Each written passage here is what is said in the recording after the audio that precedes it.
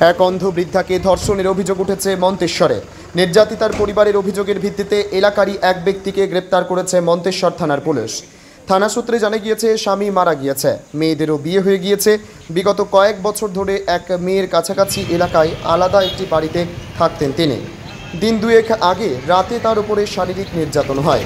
সকালে তাকে গুরুতর অসুস্থ অবস্থায় দেখতে পায় পাড়া প্রতিবেশীরা। মন্তেশ্বর হাসপাতালে চিকিৎসা হয়। এরপর পরিবারের অভিযোগের ভিত্তিতে তদন্তে নেমে পুলিশ এলাকারই এক যুবককে গ্রেপ্তার করে মন্তেশ্বর থানার পুলিশ।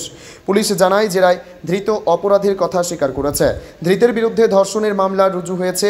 ধৃত যুবককে আজ সকালে তার বাড়ির এলাকা থেকে গ্রেপ্তার করে মন্তেশ্বর থানার পুলিশ।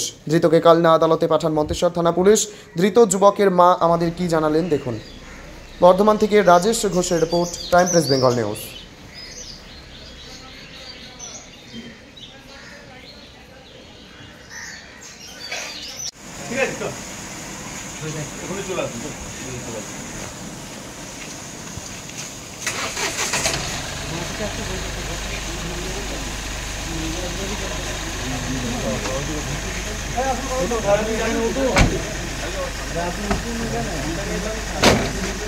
কোথায় এসেছেন? মন্তেশ্বরে এসে। কি হয়েছে, কি ঘটনা ঘটেছে? একটু নেশা ভাঙ করে। কে করে?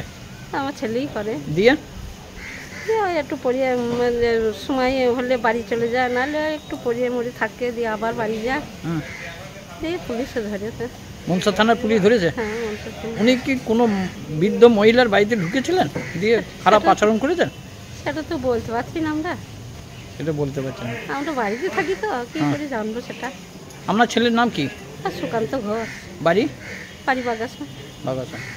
ছেলে কি মানে বিয়ে থাক করেছে? না, বিয়ে সব করেনি। তার ছেলে ওই ভদ্র মহিলার সঙ্গে খারাপ আচরণ করেছে? সেটা তো আর বলতে হ্যাঁ? পারছি, সেটা তো আর বলতে পারছি না। কি নাম আপনার? আমার নাম নমিতা ঘোষ। বাড়ি? বাড়ি হচ্ছে বাগাসা।